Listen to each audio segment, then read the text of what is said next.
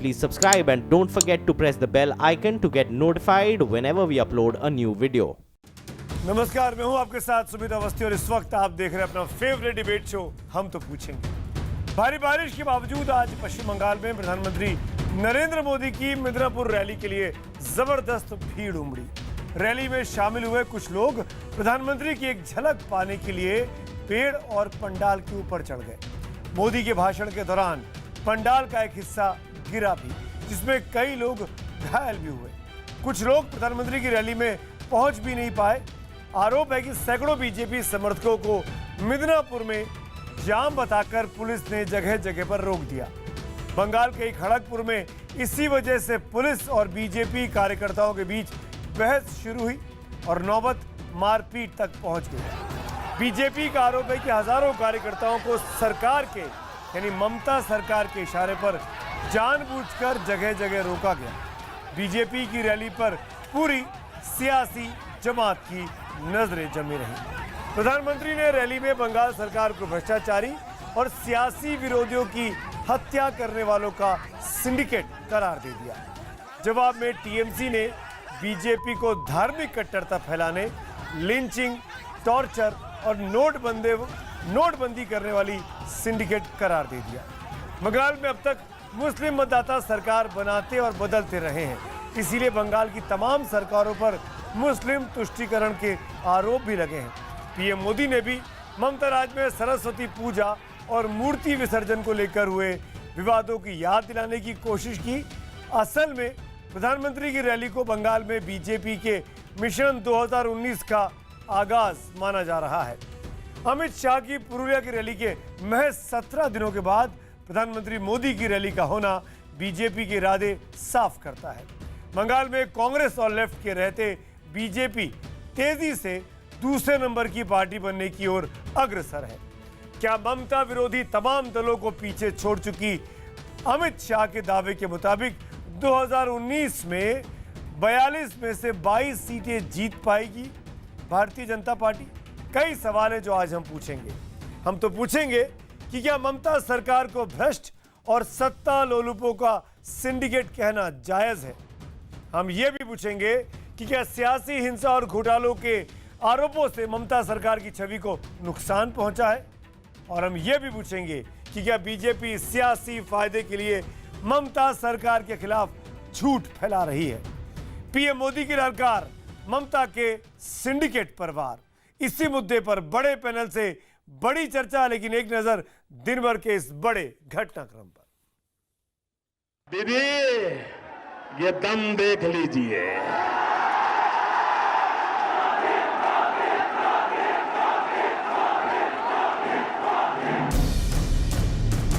हम तो पूछेंगे में बड़ी बहस, पीएम मोदी की ललकार ममता के सिंडिकेट पर वार। सिंडिकेट है जबरन वसूली का, ये सिंडिकेट है किसानों के लाभों को छीनने का, ये सिंडिकेट है अपने विरोधियों की हत्या करने के षड्यंत्र करने का, ये सिंडिकेट है गरीबों पर अत्याचार करने का, ये सिंडिकेट है अपनी वोट बैंक के लिए। लालगढ़ से ममता की मांद में बदल चुके बंगाल को भगवा किले में बदलने का अरमान। जब प्रधानमंत्री मोदी मिदनापुर के मंच पर उतरे तो उनकी जुबान पर बार बार सिंडिकेट शब्द आया।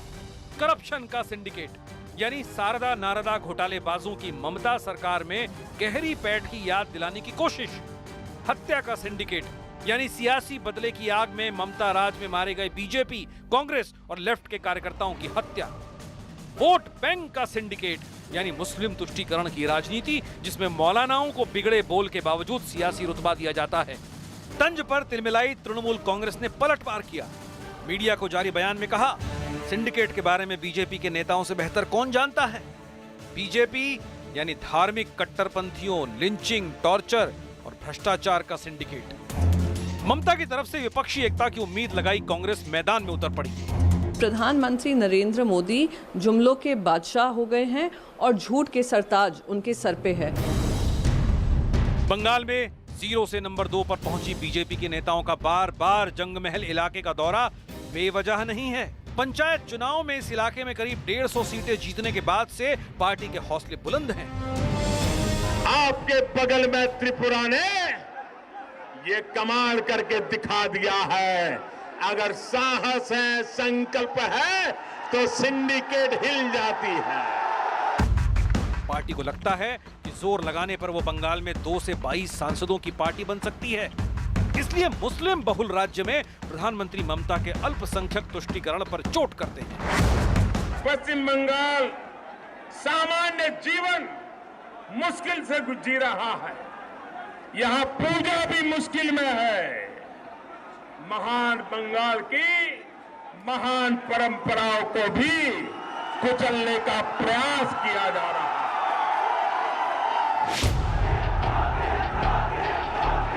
मिदनापुर में प्रधानमंत्री को सुनने के लिए भारी भीड़ उमड़ी।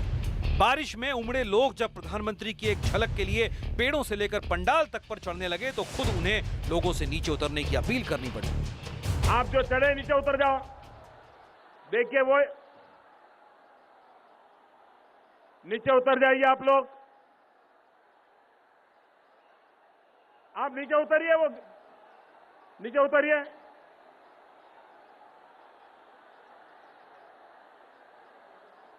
नीचे उतर जाइए। ये जो ऊपर खड़े हैं ऊपर चढ़े, नीचे उतर जाइए। लेकिन हादसा टला नहीं। पंडाल का एक हिस्सा भाषण के दौरान ही गिर पड़ा। करीब 2 दर्जन लोग घायल हुए। इसके बावजूद भीड़ उन्हें सुनने को जमी रही। सरकार की इतनी रुकावटों के बाद भी इतनी संख्या, लगातार बारिश के बाद भी इतने लोग, मैदान पानी से भरा हुआ है तो भी इतने लोग, और एक पंडाल का हिस्सा गिरने के बाद भी कोई हिलने का नाम नहीं लेता है। ये ताकत है, ये ताकत। रैली के खत्म होते ही प्रधानमंत्री घायलों का हालचाल जानने खुद अस्पताल पहुंच गए। एक एक घायलों के पास पहुंचे। बात करने की हालत में नहीं होने के बावजूद एक घायल महिला ने उनसे ऑटोग्राफ मांग लिया। प्रधानमंत्री ने भी उसे निराश नहीं किया। अब इस हादसे पर भी सियासत शुरू हो गई है। सच्चाई यह है कि सत्ता की लालसा में प्रधानमंत्री श्री नरेंद्र मोदी धृतराष्ट्र की तरह अंधे हो गए हैं। प्रधानमंत्री की रैली की गूंज लंबे समय तक सुनाई देगी, खासकर ममता सरकार को सिंडिकेट सरकार कहने पर। चिट फंड से लेकर के आलू बॉन्ड तक क्या क्या कारनामे चलते हैं, ये सब कुछ सिंडिकेट की इच्छा से चलता है। ये बंगाल भली भांति जानता है। हम तो पूछेंगे कि क्या ममता के सिंडिकेट पर पीएम मोदी का हमला 2019 में बीजेपी को चुनावी फायदा पहुंचाएगा?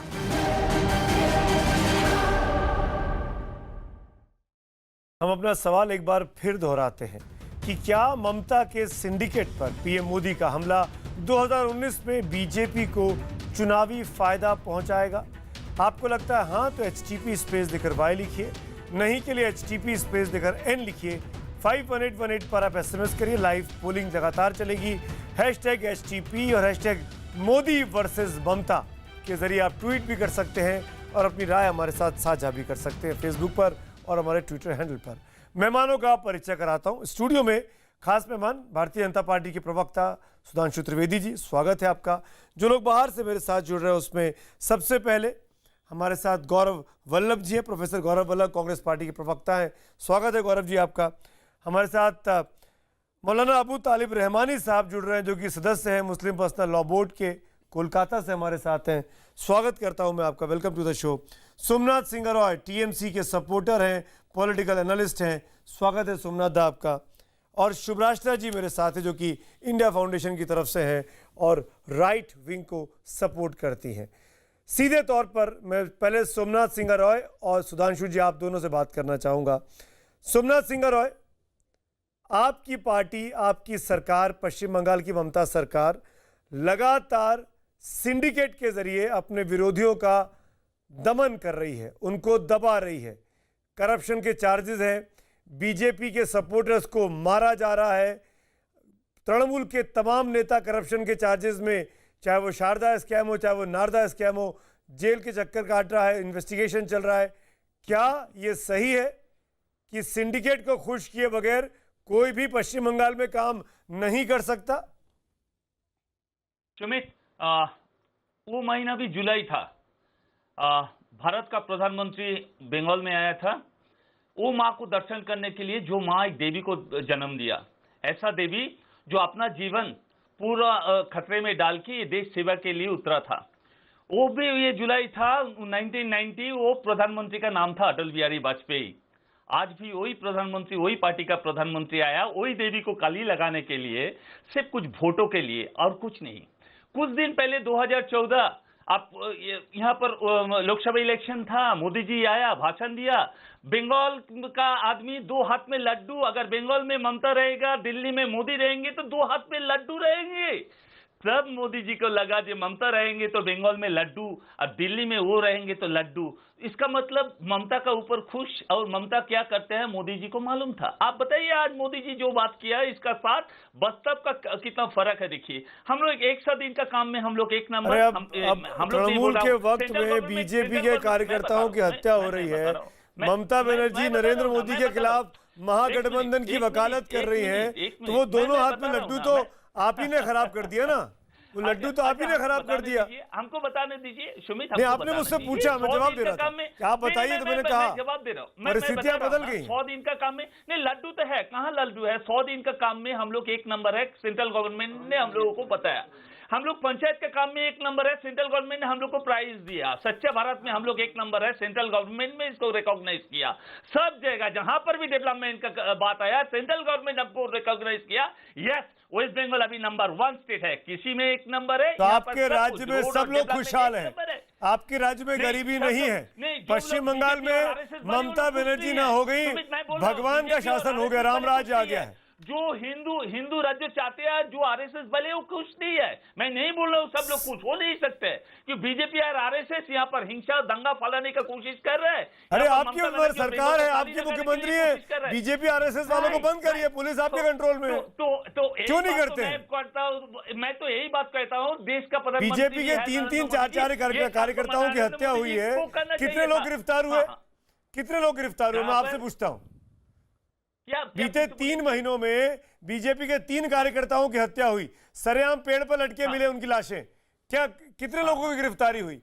कितने बीजेपी के लोग पकड़े गए? गिरफ्तार तो सुमित गिरफ्तार हुआ, लेकिन मैं बता रहा हूं, इससे पहले भी मैं बताया, इसके पीछे बीजेपी का ही हाथ है। क्यों? यहाँ पर लाश चाहिए था बीजेपी को। सुधांशु त्रिवेदी, आप अपने कार्यकर्ताओं को मार रहे हैं सिंपैथी के लिए, तृणमूल कांग्रेस के तरफ से ये जवाब आ रहा है आपके सामने। सुधांशु त्रिवेदी, ये लोग को लाश चाहिए, वो लाश। देखिए सुमित जी, हर रोज बंगाल, इससे ज्यादा दुखद और दुर्भाग्यपूर्ण बात नहीं हो सकती कि अपने राजनीतिक हित को साधने के लिए आप इस प्रकार का घटिया आरोप लगाएं। और मैं तो कहता हूं, चुनौती दे रहा हूं ना, आपकी सरकार है, आप जांच करवाइए और तुरंत कार्रवाई करिए। दुर्भाग्य क्या है, एक हकीकत सोमनाथ जी आपको बताना चाहता हूं। देखिए, 1977 से लगातार यहां पर कम्युनिस्टों या तृणमूल का शासन रहा है। उस समय जब आप लोगों का शासन आया, उससे पहले भारत का सबसे बड़ा औद्योगिक नगर कौन था? कलकत्ता। आज का कोलकाता, उस जमाने का कलकत्ता खत्म हो गया, सारा उद्योग समाप्त हो गया। अब तो छोड़िए, मुंबई तो छोड़िए, बेंगलोर और हैदराबाद भी आगे निकल गए। आप लोगों ने इस मुकाम तक जाके पहुंचाया। आज स्थिति क्या? सुनिए, आज बांग्लादेश के बॉर्डर पर गायों की तस्करी तो आपके राज्य से होती है, बांग्लादेशी इन्फिल्ट्रेशन वहां से होता है। जाली नोटों का बहुत बड़ा कारोबार मालदा डिस्ट्रिक्ट से चलता था। किस मुकाम पे आपने पहुंचा दिया? और जो अभी कहा गया, देखिए आप बोल रहे थे मैंने हस्तक्षेप नहीं किया, अब इस ढंग से लगातार नहीं चल सकता। सोमनाथ जी अपने टर्न पे बोलिए। टीवी में दिखाई नहीं देंगे। देखिए, फिर आपने वही दिखा रहे हैं। देखिए, बंगाल एक ऐसा राज्य था जिसमें भारत की कला संस्कृति की महानता दिखाई पड़ती थी, जिसे कहते थे बंगाली भद्र लोग। ये एक फ्रेज यूज होता है। सोमनाथ जी, आपकी भाषा शैली में बंगाली भद्र लोग नजर नहीं आ रहा है। और दुर्भाग्य ये कि तृणमूल के शासनकाल में भारतीय जनता पार्टी के कार्यकर्ताओं को यमलोक पहुंचाने की व्यवस्था की गई, और उसके बाद कहते हैं कि आपने बंगाल का शासन का सम्मान बढ़ाया है। मैं आपसे ये कहना चाहूंगा, ये बंगाल जिसके लिए जब लोकसभा चुनाव में हमारे प्रधानमंत्री जी ने कहा था कि बांग्लादेशियों पे हम कार्रवाई करेंगे, तो किसने बोला? ममता जी ने बोला। देखते हो कौन बांग्लादेशियों पे हाथ लगाता है? वो बांग्लादेशी जिनके लिए 2007 में INDT एक्ट को क्वेश करते हुए सर्वोच्च न्यायालय ने कहा था कि बांग्लादेशी घुसपैठ भारत में विदेशी आक्रमण के समकक्ष है। जो बंगाल में वो लोग खड़े होते हैं जो कहते हैं ये ममता बनर्जी का बंगाल है, यहाँ पे रोहिंग्या को कोई नहीं हटा सकता, रोहिंग्या हमारा भाई है। एक सुधांशु जी, सोमनाथ जी, लगातार बोल रहे हैं। सोमनाथ जी, आप लगातार बीच में बोल रहे हैं।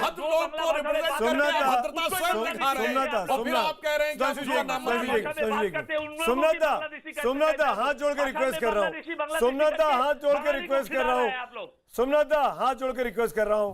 भद्र लोक से आए हैं, भद्र पुरुष हैं आप, एक एक करके बोलिए। जब आप बोल रहे थे तो एक बार भी सुधांशु बीच में नहीं बोले। बोले क्या? नहीं बोले ना? जब से ये बोल रहे हैं तब से आप लगातार। सोमनाथ दा 8:13 हो रहा है न्यूज 18 इंडिया की घड़ी में, और जनता आपको देख रही है, और जनता आपको देख रही है। सोमनाथ दा, आप लगातार 13 मिनट से बोल रहे हैं। Try to understand this. Somnath da, अरे सोमनाथ दा, आपकी पार्टी की तरफ से प्रेस रिलीज आई है जिसमें भारतीय जनता पार्टी को सिंडिकेट की पार्टी कहा गया। मैं सुधांशु त्रिवेदी से जवाब चाहूंगा, फिर इसका काउंटर आप करिएगा। बीजेपी लिंचर्स की पार्टी सिंडिकेट है, बीजेपी टॉर्चर करने वालों का सिंडिकेट है, बीजेपी एजेंसीज का सिंडिकेट चलाती है, बीजेपी नोटबंदी के जरिए एक सिंडिकेट चलाती है लोगों को परेशान करने का। आप सिंडिकेट की पार्टी है सुधांशु त्रिवेदी, जवाब दीजिए ममता बनर्जी के तमाम आरोपों का। देखिए, लिंचिंग मतलब लोगों को घेर कर मारना। यदि इसका सबसे दुर्दांत उदाहरण भारत के इतिहास में देखने को मिला तो 1984 में सिखों के जमाने में। अरे पूरे कश्मीर घाटी से कश्मीरी हिंदुओं को लिंच करके भगा दिया गया।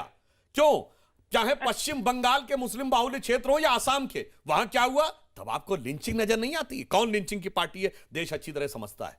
कौन व्यक्ति भ्रष्टाचार में आकंठ? अरे तथाकथित महागठबंधन के सारे नेता या तो भ्रष्टाचार का केस फेस कर रहे हैं या फेस कर चुके हैं, अथवा उनकी पार्टी का कोई। तो जो बात कही जा रही है तथ्यों पे परखिएगा तो देश की जनता बहुत विवेकशील है, उसे सामने दिखाई पड़ता है। गौरव वल्लभ जवाब दीजिए, क्योंकि कांग्रेस पे टारगेट किया है। Let him respond. Gaurav Vallabh देखिए, सुधांशु जी ने जो बात कही, मैं उनसे 2-3 छोटे प्रश्न पूछता हूं। मैं झारखंड से आता हूं।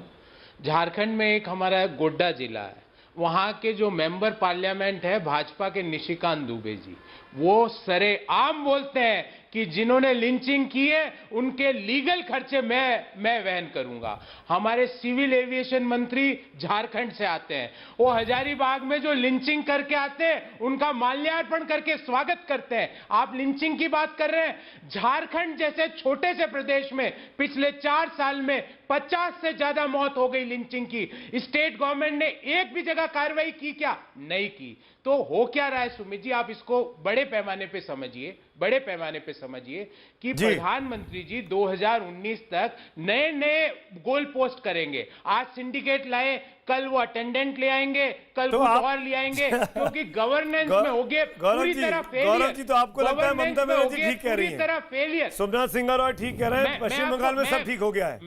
पश्चिम बंगाल में सबसे अधिक सुखद सफल राज्य है। गौरव वल्लभ, मैं लौटूंगा आपके पास। गौरव वल्लभ, मैं लौटूंगा आपके पास। गौरव वल्लभ, मैं आऊंगा। मेरी मजबूरी है। एक लाइव टेलीकास्ट चाह रहा है, मुझे उस तरफ आगे बढ़ना पड़ेगा। तमाम मेहमान बने रहिए मेरे साथ। आपके पास लौटता हूं। प्रधानमंत्री मोदी दिल्ली में संबोधित कर रहे हैं, सीधे उस कार्यक्रम की एक झलक देख लेते हैं। India's youth, and they did this not for themselves, but out of care and concern towards the poor women, many of whom live in rural areas. More than 1 crore homes have been built for the poor in the last 4 years. Who did it? It was young engineers, masons, and laborers who made this possible. These numbers are mostly only in crores. They are big numbers. Why are these big numbers possible?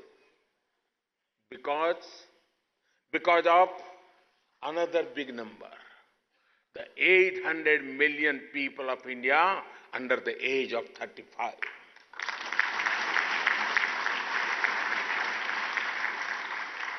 जिस देश में इतनी अपार युवा शक्ति हो और उससे किसी को भी ईर्ष्या हो सकती है, और इसलिए मैं मानता हूं कि आपने इस कार्यक्रम की बहुत सटीक टैगलाइन चुनी है और आपने कहा है अब हमारी बारी है।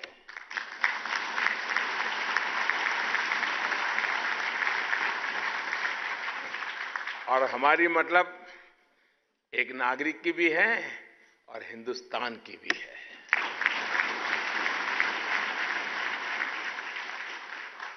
साथियों, एक जमाना था जब शासन सिर्फ राज परिवारों का रहता था। सदियों पहले ऐसा ही था। स्वतंत्रता के बाद,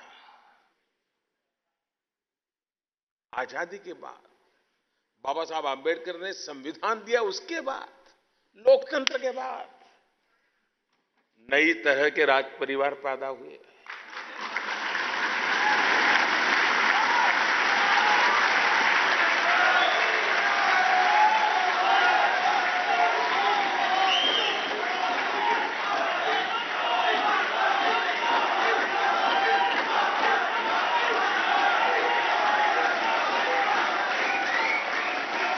स्वतंत्रता के बाद राजनीति में भी 3-3 पीढ़ियों तक राज चल रहा है।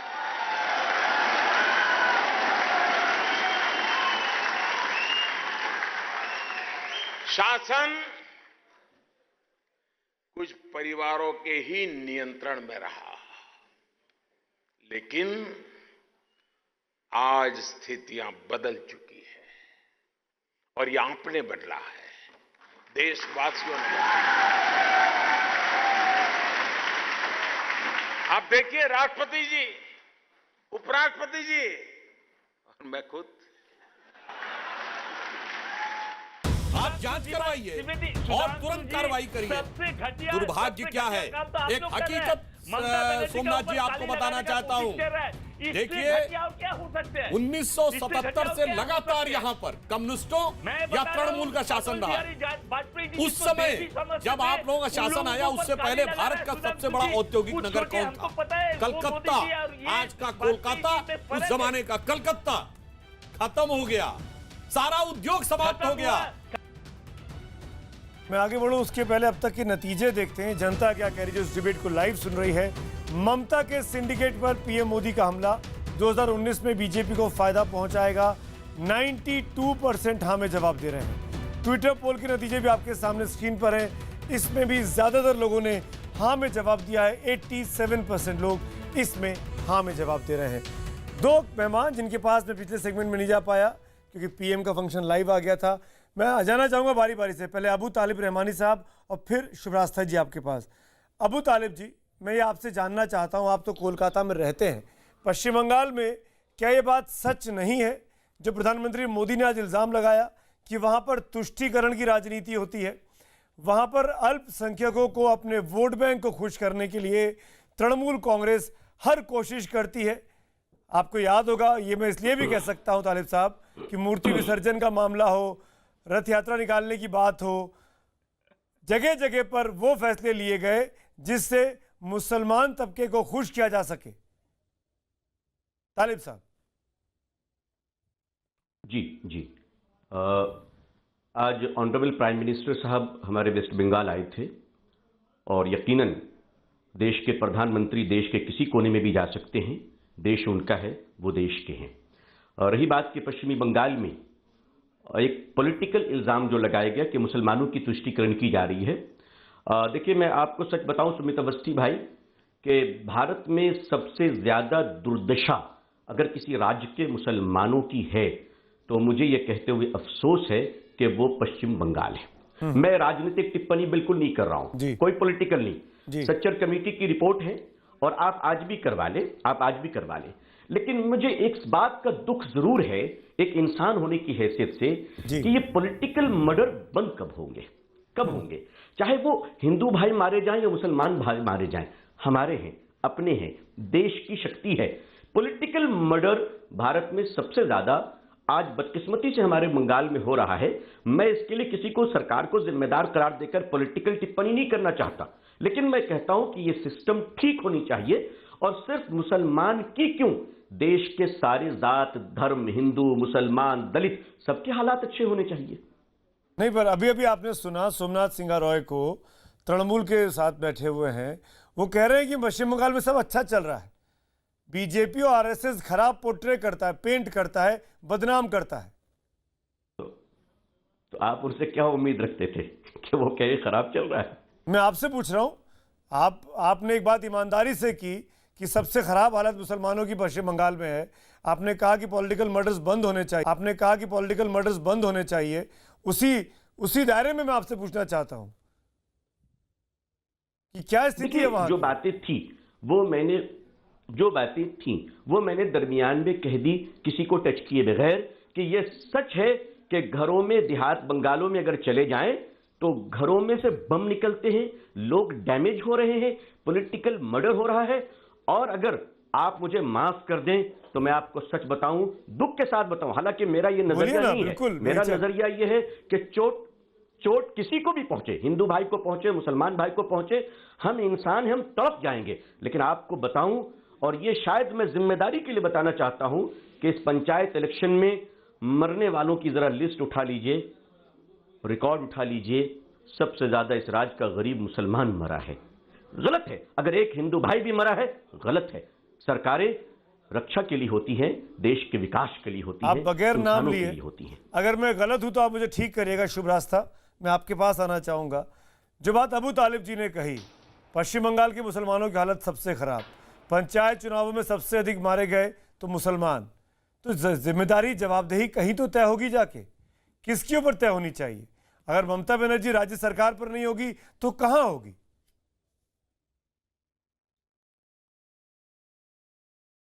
अगर देश के संविधान को यहाँ पर पैनल में बैठे हुए सारे पैनलिस्ट मानते हैं तो फिर लॉ एंड ऑर्डर तो स्टेट गवर्नमेंट की रिस्पॉन्सिबिलिटी है। लेकिन मुझे बड़ा अफसोस होता है सुमित जी कि जब बात स्वयं को स्पष्ट रूप से रखने की आती है तो कई लोग प्रतीकों में बात करना शुरू कर देते हैं, आदर्शवाद का मुखौटा अमली जामा पहन लेते हैं। सिंपल सी बात है, जितने भी मुस्लिम बहुल इलाके हैं वेस्ट बंगाल के, और वो मुस्लिम बहुल इसलिए नहीं है कि वहां पर मुसलमानों की संख्या ज्यादा है, वो मुस्लिम बहुल इसलिए हो गई है क्योंकि वो बांग्लादेश से सटी हुई है और वहां से इलीगल बांग्लादेशी आकर के बसे हुए हैं। चाहे वो आपका उत्तर दिनाजपुर हो या मालदा हो या मुर्शिदाबाद हो, हम स्थिति जानते हैं कि वहां पर क्या है। रफीकुल आलम नाम के हेडमास्टर ने सोवन मंडल, एक 11th क्लास के बच्चे सोवन मंडल की हत्या को इसलिए बुरी तरह से पीटा कि उसने जय श्री राम के नारे लगाए थे। तो हम लोग जब इन फैक्ट्स को इसी तरह से नहीं बोलेंगे जिस तरह से मैं नहीं बोल रही हूं, तो फिर प्रतीकों की भाषा में बात करते रहे, कविता कहानी पढ़ते रहे, नए नए टीका टिप्पणी होती रहे, 4-5 पैनल डिस्कशंस हो, कोई असर नहीं होने वाला, कोई रिस्पॉन्स नहीं मिलने वाला। आज मोदी जी का जो भाषण था वो युगांतकारी भाषण है, क्योंकि पहली बार किसी देश के प्रधानमंत्री ने खरी खरी बात सुनाई है, जैसा सुनना चाहिए था वैसा सुनाया गया है। आप ही के शो में बैठे हुए सोमनाथ जी ने कहा कि अटल जी का एक काल था और एक मोदी जी का काल है। अरे भैया, लीडर ममता बनर्जी ही हैं, लेकिन ममता बनर्जी बदल गई हैं। ममता बनर्जी के सुर अब पक्का सत्ताधारी सुर हो चुके हैं, जिसमें तुष्टीकरण जितना भी करना हो वो करने को तैयार हैं। तो लीडरशिप का भी रवैया क्यों नहीं बदलेगा? भारतीय जनता पार्टी तो वही पार्टी है जी, सोमनाथ के पास जा रही है, वही लोगों को तरजीह दे रही है जिनको हिस्ट्री ने तरजीह नहीं दी। क्लियर होना चाहिए, एक चीज क्लियर होना चाहिए, बोलिए, तुष्टीकरण हो रहा है कि नहीं? हो रहा है कि कलकत्ता से जो मुस्लिम भाई बैठा है उन्होंने बोल रहे हालात बहुत खराब है। अगर तुष्टिकरण होता तो हालत खराब नहीं होता है। मैडम बोल रहा है एक मुस्लिम है वो हिंदू को मारा है, क्यों? नहीं नहीं नहीं नहीं, ये आपकी डेफिनेशन का, मैं इसके साथ सहमत नहीं हूँ। तुष्टिकरण होकर भी हालात खराब हो सकते हैं, लोगों को तुष्टिकरण करके भी हालात खराब हो सकते हैं। सोमनाथ सिंह रॉय, आप राजनीतिक विश्लेषक हैं, सामाजिक विश्लेषक मत बनिए, राजनीति कर रहे हैं आप। रिग करने की कोशिश की है आपने। तुष्टिकरण केवल उसने किया है, आपने तुष्टिकरण मुसलमान भाइयों को बहुत ज्यादा आजाद करने के लिए नहीं किया। सॉरी बोलने का आपने तुष्टिकरण, सॉरी, अरे सोमनाथ जी ट्रोलिंग बंद कीजिए, मुद्दे पर बात कीजिए। नेशनल टेलीविजन पर ट्रोल मत कीजिए, नेशनल टेलीविजन पर ट्रोल मत कीजिए, तथ्यों पर बात रखिए आप अपनी। आपने कितनी मुसलमान महिलाओं के लिए टीएमसी ने ट्रिपल तलाक मुद्दे पे क्या बयान दिया था?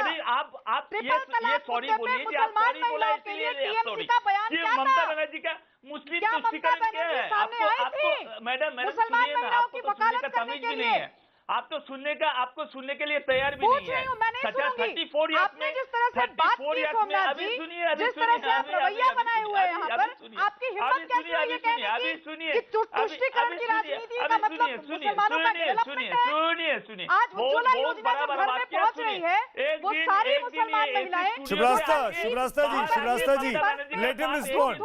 शुभरास्ता जी, आपने कई वाजिब सवाल उठाए हैं, let him respond. Somnath Singh Roy, Somnath Singh Roy, Somnath Singh Roy, Shubhrastha ji एक मिनट, शुभरास्ता जी एक मिनट, सोमनाथ सिंह रॉय, सोमनाथ सिंह रॉय, सोमनाथ दादा लिसन टू मी।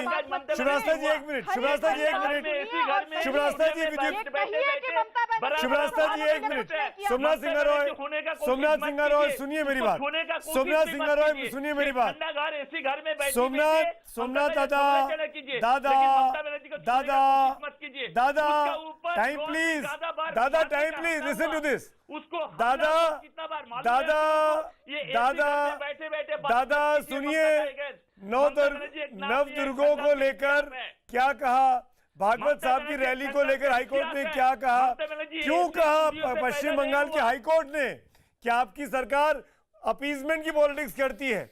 ये हाईकोर्ट की टिप्पणियां, ये पॉलिटिकल टिप्पणियां नहीं है। सुमित कहा कि नहीं कहा, पहले मुझे बताइए। अच्छा, मैं बता रहा हूँ सुमित, मैं बता रहा हूँ। 34 ईयर्स सचा रिपोर्ट में देखिए, 34 ईयर्स में बंगाल का मुस्लिम का हालत क्या था। अरे अभी अबू तालिब साहब ने कहा आपके मुंह पे तमाचा मारते हुए, अभी तालिब साहब ने आपके मुंह पे तमाचा मारते हुए कहा कि पश्चिम बंगाल का मुसलमान सबसे पिछड़ा है। क्यों नहीं सुनना चाह रहे हैं आप उनको? सुमित, अगर आपको आंसर लेने का जरूरत है, मैं आ रहा हूँ। ममता बनर्जी के खिलाफ बोलने का है तो 4-5 और आदमी को बुला लीजिए। अरे नहीं भाई, ममता बनर्जी के खिलाफ बोलने को होता तो सुनिए, तो आपको क्यों बुलाता मैं? नाम लेने से पहले 3 बार सर पे हाथ लगाना। ममता बनर्जी के लोग तो डिबेट में आने से घबराते हैं।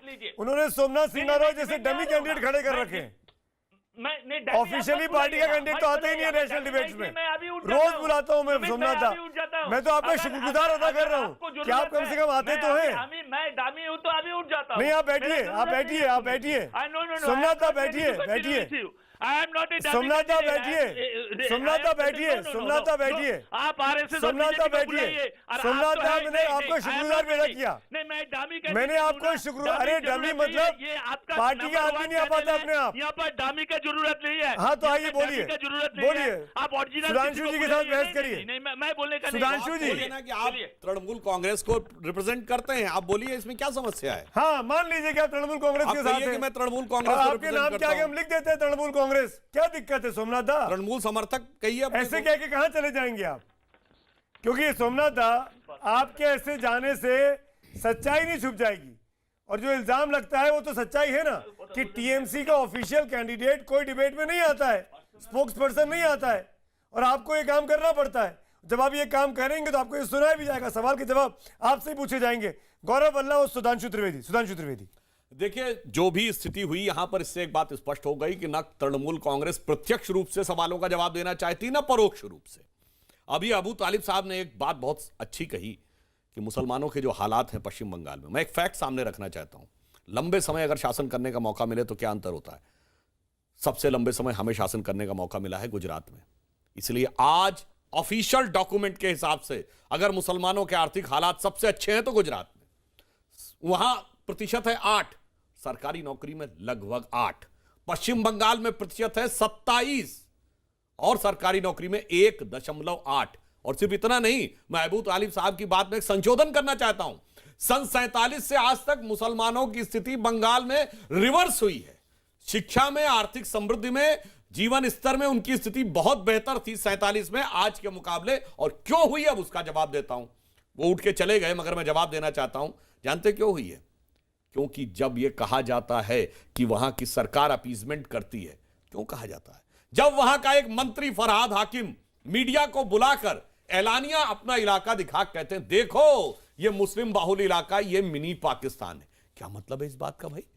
आप पाकिस्तान से जोड़ते हैं। दूसरी बात, जब वहां पर यह बात आती है कि दुर्गा, जो चले गए वो कहने को, तो उस जमाने में ममता जी ये सब नहीं कहा करती थी अटल जी के जमाने में कि मां दुर्गा की मूर्ति विसर्जन रोक दिया जाएगा मुहर्रम के जुलूस को लेकर। पहले तो ऐसा नहीं होता था। वजीफा सिर्फ मौलवियों को दिया जाएगा, पादरियों को और मंदिर के पुजारियों को क्यों नहीं? और जो राष्ट्रीय सुरक्षा के लिए खतरा है, बांग्लादेशी और रोहिंग्या, उनके लिए छाती ठोक के कहा जाएगा। ये यूट्यूब पे अवेलेबल है कि एक मौलाना साहब कह रहे हैं ये मोदी का गुजरात नहीं, ये ममता का बंगाल। गौरव वल्लभ बताइए, अब बताइए इसके बाद क्या रह जाता है? गौरव वल्लभ जवाब दीजिए। सुमित जी, अगर आपको ब्रेक लेना है तो पहले ही ब्रेक ले लीजिए, नहीं तो मेरे को 1.5 मिनट पूरा दीजिएगा, क्योंकि आप हमेशा ब्रेक से पहले मेरे पास आते हैं तो मेरा बात अधूरी रह जाती है। बोलिए। तो मैं अपनी बात चालू कर रहा हूं। मैं ये कहना चाहता हूं, सुधांशु भाई ने आंकड़ों की बात करी, मैं वो उन्हीं आंकड़ों पे अब सुधांशु जी आपसे 2-3 और सवाल नहीं, पहले नहीं आप गौरव भाई सुनिए मेरी बात। गौरव भाई सुनिए मेरी बात। सुधांशु त्रिवेदी से सवाल मत करिए। सुधांशु त्रिवेदी से सवाल मत करिए, आप मेरे सवालों का जवाब दीजिए। आप ममता बनर्जी के शासनकाल में पश्चिम बंगाल में कांग्रेस पार्टी खुश है, हाँ या ना? फिर काउंटर क्वेश्चन पूछूंगा। अरे मैं कांग्रेस पार्टी की रुख क्या है? वो कांग्रेस पार्टी जो पश्चिम बंगाल में मुख्य विपक्षी पार्टी है, ममता बनर्जी के लॉ एंड ऑर्डर से संतुष्ट है? ममता बनर्जी के राज्य में मुसलमानों की स्थिति से संतुष्ट है, हाँ या ना? गौरव भाई, मैं सुमित जी पूछ रहा हूँ कि लिंचिंग में कितनी आपको पूछने का बहुत शौक है, किस राज्य में सबसे आपको पूछने का बहुत शौक है, झारखंड। गौरव वल्लभ, पूछने का बहुत शौक है, तो चुनाव मत लड़िए, राजनीति छोड़ दीजिए, मेरे साथ आके बैठिए यहाँ पे। हम पत्रकार बन जाते हैं, हम पत्रकार बन जाते हैं, सवाल पूछना मेरा काम है। आप लोग चुनाव लड़ते हैं, आपको जवाब देना पड़ेगा, आपको जवाब देना पड़ेगा। आप नहीं भाग सकते हैं, सवाल का जवाब सवाल नहीं हो सकता है। जवाब दीजिए, पश्चिम बंगाल में ममता बनर्जी की सरकार के कामकाज से कांग्रेस संतुष्ट है या नहीं, हाँ या ना? हाँ या ना? सुमित जी, गुजरात, मध्य प्रदेश, हर पैरामीटर पे वेस्ट बंगाल बेटर परफॉर्म कर रहा है। ये आंकड़े है स्टेट की, और ये आंकड़े नीति आयोग के आंकड़े, भले वो वो भी मैं बताऊंगा। मतलब गौरव वल्लभ, पश्चिम बंगाल की सरकार के कामकाज से संतुष्ट है? मतलब आप संतुष्ट हैं? अरे मैं आप ही की बात दोहरा रहा हूं, स्पष्ट शब्दों में पूछ रहा हूं। भाई मैं सिंडिकेट की बात कर रहा हूं, अब मैं भी स्पष्ट शब्दों में बात कर रहा हूं। सिंडिकेट कहां हो रहा है? सिंडिकेट हो रहा है देश में। सिंडिकेट हो रहा है देश में क्योंकि परीक्षाएं नहीं हो रही है। सिंडिकेट हो रहा है, लोगों को भगाया जा रहा है विदेशों में भारत का पैसा लेके, वो सिंडिकेट है। सिंडिकेट वो है कि बम्पर प्रोडक्शन होने के बावजूद दलहन का इंपोर्ट किया जा रहा है, वो सिंडिकेट है। सिंडिकेट शब्द मोदी जी को बहुत और सिंडिकेट वो नहीं है जो इनकलाब अखबार में छपा कि कांग्रेस मुसलमानों की पार्टी है, क्या वो सिंडिकेट नहीं है?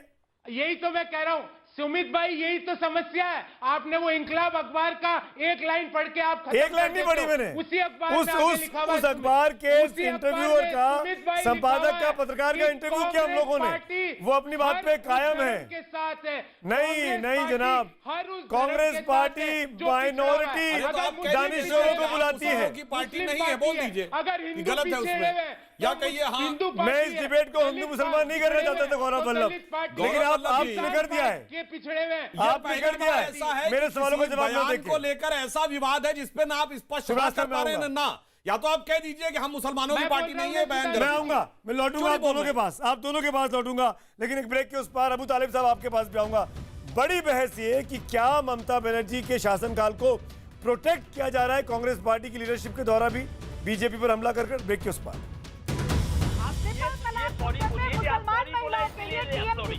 ममता बनर्जी का मुस्लिम तुष्टीकरण क्या है? मैडम मुसलमान महिलाओं की वकालत करने के लिए आपको सुनने के लिए तैयार भी नहीं है। आपने जिस तरह से बात की सोमनाथ जी, जिस तरह से आप रवैया बनाए हुए हैं यहाँ पर, आपकी हिम्मत कैसे हुई ये कहने की कि तुष्टीकरण की राजनीति का मतलब मुसलमानों का डेवलपमेंट है? आज उज्ज्वला योजना जो घर में पहुंच रही है वो सारी मुसलमान। डिबेट को आगे बढ़ाएं उसके पहले नतीजे देख लेते हैं आवाम क्या कह रही है। ममता के सिंडिकेट पर पीएम का हमला 2019 में बीजेपी को फायदा पहुंचाएगा, हाँ कहने वाले अब 93% पे हैं। और ट्विटर पोल के नतीजे भी आपके सामने स्क्रीन पर हैं। ट्विटर पोल में भी हाँ कहने वालों की तादाद ज़्यादा है, 88% हाँ में जवाब दे रहे हैं। तुष्टीकरण की बात हो रही है, मुस्लिम वोट बैंक की बात हो रही है। अबू तालिब साहब आप बोलना चाह रहे थे, मैं सीधे आपके पास आता हूँ। कुछ चीज़ें मैं आंकड़े पढ़ के सुनाना चाहता हूँ। पश्चिम बंगाल में जैसा कि हम सब जानते हैं करीब 27% आबादी मुसलमानों की है, सबसे अधिक। और कुछ ज़िले तो ऐसे हैं, कुछ जैसे मुर्शिदाबाद, मालदा, दिनाजपुर, बीरभूम, साउथ 24 परगना, यहाँ पे 35% से ज़्यादा मुसलमान आबादी रहती है। मुर्शिदाबाद में तो 70% तक है। मैं ये जानना चाहता हूँ इन सब के बावजूद भी अगर तृणमूल कांग्रेस को 40% वोट मिलता है लोकसभा चुनाव में, 45% वोट मिलता है विधानसभा चुनावों में, तो नहीं ये दायित्व बनता ममता बनर्जी का कि इस मुस्लिम तबके को खुश रखे, इस मुस्लिम तबके को जो अबू तालिब साहब को लगता है कि सबसे पिछड़ा है उसकी भलाई के लिए काम करें। क्यों 3 तलाक की महिलाओं के बारे में अभी तक तृणमूल कांग्रेस ने खुलकर अपना रुख साफ नहीं किया? क्यों तालिब साहब? मेरे ख्याल से मुद्दा भटक रहा है हमारा। आप अगर 3 तलाक पर बात करना चाह रहे हैं तो वो एक पूरी टॉपिक है जिस पे शायद बात करना इस वक्त मुनासिब नहीं है, क्योंकि वक्त भी नहीं है। जो मुद्दा आज आपका है मैं उस मौजू पे बात करूंगा। मैंने शुरू में कहा है कि मैं कोई राजनीतिक टिप्पणी बिल्कुल नहीं करूंगा, लेकिन आपके सवाल बिल्कुल सही है। मैं उस सवाल पर आता हूं कि मुसलमानों को खुश करने की ज़रूरत किसी को भी नहीं है, किसी भी पार्टी को नहीं है। मैं बिल्कुल साफ साफ कहता हूं कि ना तुष्टीकरण की बात करें ना मुसलमानों को खुश करने की बात करें। भाई सुधांशु शील साहब ने जो आंकड़े पेश किए गुजरात की, अगर वो सही है तो मैं उन्हें मुबारकबाद देता हूं। क्या गुजरात में मुसलमानों का तुष्टीकरण हुआ? कि अगर मुसलमान वहां खुश है? नहीं, सरकार ने अपनी जिम्मेदारी पूरी की। स्पेशल तरीके से हमें कोई पैकेज देने की जरूरत नहीं है। आप देश में सुरक्षा व्यवस्था लाइए, सस्ताई लाइए, लोगों को इंसाफ दिलाइए। सड़क अच्छी होगी, मुसलमान भी अच्छी तरह चलेगा। मुसलमानों को कोई स्पेशल तरीके से खुशी का सौगात और पैकेज ना कभी मिला है, बदनामी होती रही है, देने की जरूरत भी नहीं है। लिहाजा मुसलमान के नाम पर कोई स्पेशल बात करने की कतई कोई जरूरत नहीं है। आप सिर्फ इंसाफ कीजिए। और इंसाफ में मैं सिर्फ एक बात कहना चाहूंगा कि भारत में जो वक्फ बोर्ड की जमीनें हैं, जो हमारे बुजुर्गों ने वक्फ की है, वो जमीनें सिर्फ हमारी लौटा दीजिए, हमारी गरीबी खत्म हो जाएगी। तालिब साहब, सॉरी टू इंटरफेयर हियर, लेकिन तालिब साहब आप जानते हैं कि शाही इमाम, मस्जिदों के इमाम किस तरीके से फतवा इशू करते हैं, किस पार्टी को जिताना, किस पार्टी को हराना। तो राजनीति नहीं होती क्या? और क्या मुस्लिम तबके के लोग वोट करने नहीं जाते हैं उस फतवे के बाद उसी लाइन पर? और कोई एक फतवा बताइए जो बीजेपी के लिए फतवा आया हो किसी भी मस्जिद से, किसी भी जगह से, कि बीजेपी को वोट करना है? जी जी जी जी अटल बिहारी वाजपेयी साहब के ज़माने में शाही इमाम अहमद बुखारी ने दिल्ली के जामे मस्जिद से बीजेपी को वोट करने का फतवा दिया था।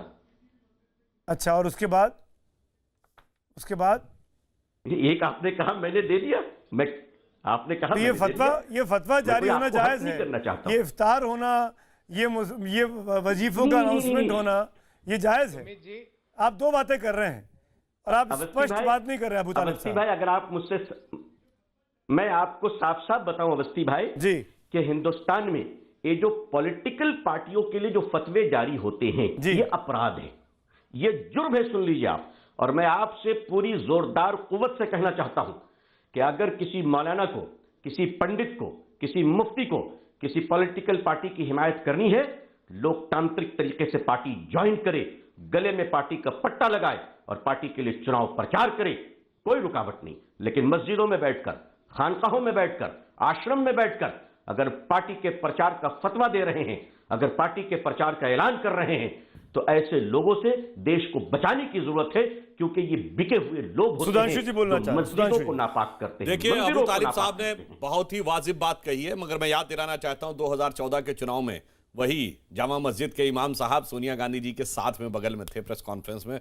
उन्होंने कहा कांग्रेस को दीजिए। अभी आपने देखा कहीं भी गुजरात होते के हैं। चुनाव में चर्च से फतवा आया कि भाई बीजेपी को हराना है। तो भाई आपने बिल्कुल सही कहा, नहीं होना चाहिए। और हिंदुस्तान के इतिहास में यदि पहली बार किसी पॉलिटिकल पार्टी ने जाकर किसी धर्मगुरु से फतवा मांगा तो 1980 में श्रीमती इंदिरा गांधी ने तत्कालीन मौलाना बुखारी साहब से, जामा मस्जिद के जो इमाम थे, उनसे अपने पक्ष में फतवा मांगा। तो समस्या सारी की सारी इस बात से आई है कि जहां धर्म का उपयोग होना शुरू हुआ। और मैं एक और बात कहूंगा, अभी एक वाक्य कहूंगा। अभी राहुल गांधी साहब ने कहा कि हम अपना गठबंधन शुरू कर रहे हैं रोजा इफ्तार से। और मजेदार बात अबू तालिब साहब ये देखिए कि राहुल गांधी जिन्होंने बुलाया वो ना रोजेदार, जिनको बुलाया मायावती, मुलायम सिंह, ममता बनर्जी, शरद पवार, इनमें से कोई रोजेदार नहीं।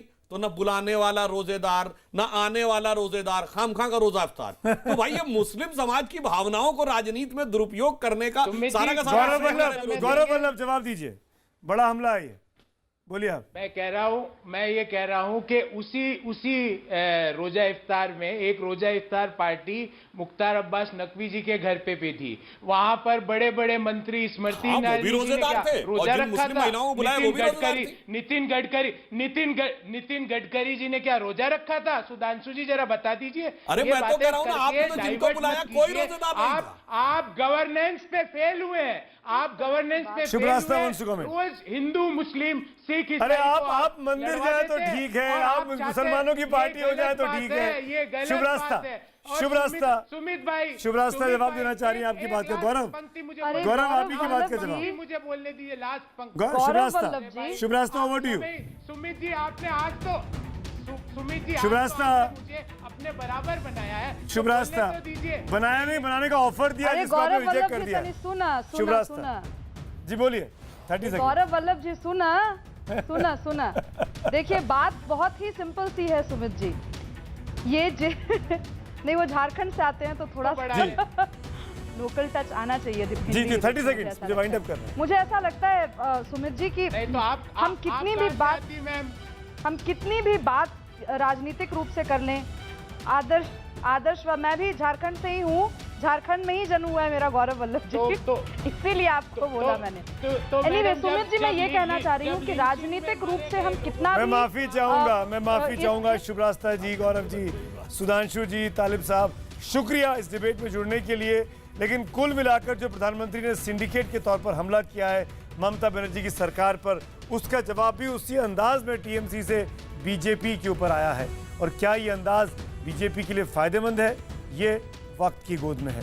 चलेंगे अब किशोर के पास 100 बात की एक बात के लिए। Good night.